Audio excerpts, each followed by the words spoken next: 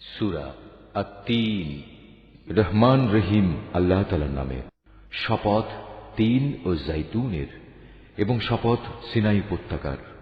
আরো শপথ এ নিরাপদ মক্কা নগরীর। অবশ্যই আমি মানুষকে সুন্দরতম অবয়বে পয়দা করেছি। তারপর তার অকৃতজ্ঞতার কারণেই আমি তাকে সর্বনিম্ন স্তরে নিক্ষেপ করব। তবে যারা ঈমান এনেছে এবং ভালো কাজ করেছে তাদের জন্য রয়েছে এমন সব পুরস্কার যা কোনো দিন শেষ হবে না। বলতে পারো, কোন জিনিসের পরেও তোমাকে শেষ বিচারের দিনটি অস্বীকার করাচ্ছে? আল্লাহ তাআলা কি সব বিচারকের তুলনায় শ্রেষ্ঠ বিচারক নন? সূরা আত-তিন। রহমান রহিম আল্লাহ তাআলার নামে। শপথ তিন ও জাইতুনের, এবং শপথ সিনাই উপত্যকার। আরো শপথ এ নিরাপদ মক্কা নগরীর।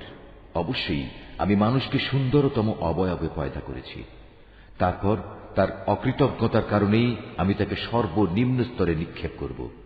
তবে যারা ঈমান এনেছে এবং ভালো কাজ করেছে তাদের জন্য রয়েছে এমন সব পুরস্কার যা কোনো দিন শেষ হবে না।